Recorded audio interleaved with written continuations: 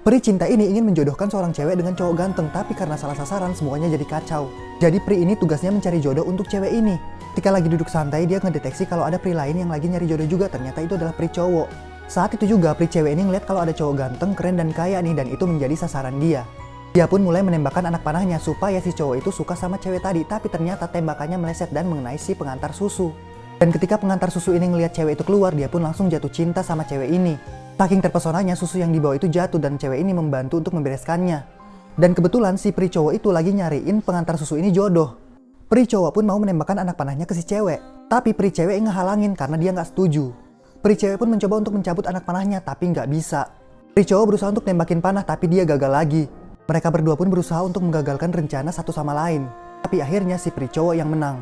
Si cewek merasa sangat marah, dia pun langsung menembakkan anak panah kebencian ke si cewek. Dan dia pun jadi benci sama cowok itu. Lanjut part 2. Oke, lanjut part 2. Di sini cewek dan cowok yang tadi itu mulai bersatu lagi, dan peri cewek tetap berusaha untuk memisahkan mereka berdua. Peri cewek pun menembakkan panah kebencian lagi ke si cewek, dan cewek itu jadi benci lagi ke si cowok. Perasaan si cewek pun jadi nggak nentu, kadang benci, kadang cinta. Itu karena panah yang ditembakkan para peri ini. Sampai akhirnya si cowok ini terjatuh karena menginjak ke botol susu, dan di sini mereka hampir cipokan. Melihat hal itu, peri cewek ini tuh jadi marah banget. Dia menembakkan semua panah kebencian yang dia punya ke si cewek. Si cewek pun menjadi sangat pusing. Dia pun berlari sekenceng-kencengnya ke tengah jalan. Peri cewek berusaha untuk menghentikannya, tapi dia nggak bisa. Sampai akhirnya si cewek ini hampir ketabrak mobil. Tapi untungnya dia diselamatkan sama si pengantar susu itu. Panah kebencian pun hilang dan cewek ini mulai suka sama si cowok. Peri cowok ini ngasih panah supaya ditembakin ke si cewek agar mereka berdua berjodoh. Akhirnya peri cewek ini setuju dan dia pun mulai menembakkan anak panahnya ke si cewek. Tapi setelah anak panahnya ditembakkan, ternyata panahnya meleset ke cowok yang ganteng tadi, yang awal. Dan cowok ganteng ini jadi suka deh sama cewek itu. Mereka tambah lama tambah sedih karena iblis dan manusia ini udah saling jatuh cinta, tapi mereka itu nggak bisa ketemu karena beda dunia. Akhirnya si cewek tuh mulai galau lagi karena nggak bisa ketemu sama si Geralt. Dan bahkan papan ojanya itu langsung ke arah goodbye. Geralt selalu menunggu panggilan dari ceweknya, tapi ceweknya nggak pernah manggil sama sekali. Kayaknya ceweknya langsung pingin meninggalkan Geralt gitu aja, dan Geralt di sini galau banget. Dan akhirnya Geralt itu malah lulus ujian untuk bisa masuk ke dalam surga, jadi dia nggak usah bekerja di situ lagi. Dan ini adalah ketika Geralt udah pindah ke surga. Dia masih bawa papan ojanya supaya dia masih ada kemungkinan untuk hubungin ceweknya. Tapi malaikat malah menghancurkan papan oja itu. Dan membuat dia sama ceweknya udah gak bisa komunikasi sama sekali. Bahkan ketika ceweknya coba komunikasi lagi, yang menjawab adalah bos dari Geralt dan bilang Geralt itu udah promosi menjadi di surga. Di situ ceweknya senang juga untuk Geralt dan mulai kasih hadiah. Untungnya hadiah itu sampai dan ternyata itu semua supaya Geralt itu gak merasa kesepian lagi. Dan pas Geralt buka, ternyata itu adalah ukulele yang memang kesukaan Geralt. Akhirnya ceweknya pergi dari kuburan itu. Tiba-tiba cewek juga mendengar suara merdu itu di dalam kuburan. Nah setelah itu mereka berpas-pasan sama diri mereka sendiri. Mereka ngerasa aneh karena mukanya tegang banget gitu. Terus tiba-tiba mereka melihat kiri kanan mereka itu ada hantu. Serem banget guys hantunya. Ya udah akhirnya si ibunya ini membaca doa.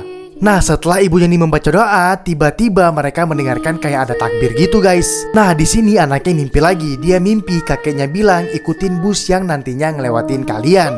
Insya Allah kalian bakalan selamat. Nah anaknya pun bangun dan bilang, "Pak, ikutin bus." Bapaknya nanya, "Bus mana?" Tiba-tiba ada bus di belakang mereka. Ya udah akhirnya mereka ikutin kan bus itu. Dan alhamdulillah mereka selamat guys. Akhirnya mereka pun sampai di jalan raya. Dan ternyata suara takbir itu berasal dari masjid di dekat situ. Mereka pun sampai di kampung halaman. Kakeknya itu cerita kalau kakeknya mimpi mereka itu kecelakaan. Karena gak enak hati, akhirnya kakek ini nelpon mereka tapi gak diangkat. Ya udah kakek ini sholat terus doain mereka. Nah doa kakek inilah yang membuat mereka itu selamat semuanya guys. Gadis gendut ini menggambar dirinya yang kurus, lalu gambar tersebut hidup menjadi hantu dan dapat membuatnya menjadi kurus. Suatu hari ada gadis yang hobinya makan dan ngemil setiap saat tapi memimpikan agar mempunyai badan yang kurus. Dia pengen banget kurus tapi kerjaannya malah makan mulu. Dia sampai menggambar dirinya yang kurus di sebuah kertas saking terobsesinya. Setelah selesai gambar, dia langsung lapar lagi nih dan berniat ngambil kue di luar. Tapi saat dia keluar, tiba-tiba dirinya yang dia gambar bergerak dan keluar dari kertas menjadi hantu. Gadis ini jadi sangat kaget ketika dia melihat gambarnya itu hidup dan menyapanya. Hantu gambar itu lalu mengambil kue yang gadis itu bawa yang membuat gadis itu marah. Tapi saat kue itu dimakan oleh hantunya, secara ajaib membuat tubuh gadis ini menjadi lebih kurus. Dia pun kaget dan langsung punya ide agar memiliki tubuh kurus secara instan dengan memberi hantu itu banyak makanan. Dia mengambil semua makanannya dan memberinya ke hantu itu sampai gendut. Tapi dia nggak tahu kalau hal itu akan mengungkap sesuatu mengerikan yang terjadi padanya. Lanjut part 2.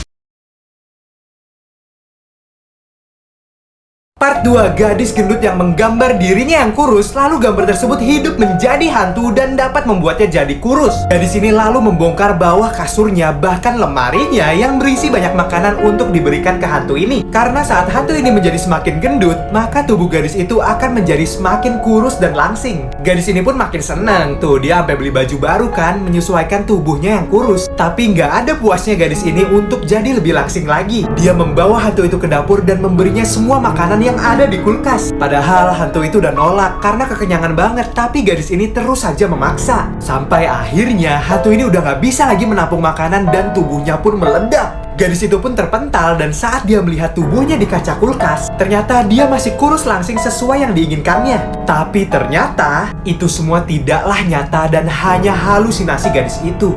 Dia berpikir bahwa hantu itulah yang makan semua makanannya sehingga dia jadi kurus. Padahal sebenarnya hantu itu nggak ada. Yang makan itu ya dia semua yang selalu saja kelaparan. Dia pengen kurus tapi nggak bisa-bisa. Jadi saking stresnya dia makan yang banyak dan berhalusinasi. Dari kecil mereka berjanji akan menikah di umur 30 kalau misalkan mereka itu masih jomblo. Tapi pas umur 30 ini yang terjadi. Jadi kisahnya cowok ini bernama Oscar yang udah suka banget sama cewek bernama Liana dari dia berumur 19 tahun. Tapi tiba-tiba walaupun dia deket sama Liana, Liana itu malah cerita tentang cowok lain. Dan cowok lainnya itu adalah sahabat dari Oscar yang bernama Tony. Akhirnya Oscar memendam perasaan itu karena Tony itu adalah sahabatnya. Nah tiba-tiba pada suatu hari si Liana tuh nelpon Oscar.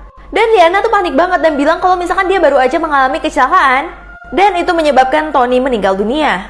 Di situ Oscar sedih banget karena Liana juga sedih, tapi Oscar selalu ada buat Liana untuk menghibur Liana. Bahkan walau Tony nggak ada, Oscar selalu menemani Liana walaupun Liana tuh masih sedih terus. Akhirnya Oscar menyatakan cinta ke Liana dan bilang dia itu selama ini cinta sama dia. Liana pun bilang kalau misalkan dia masih jomblo di umur 30 tahun mereka akan segera menikah.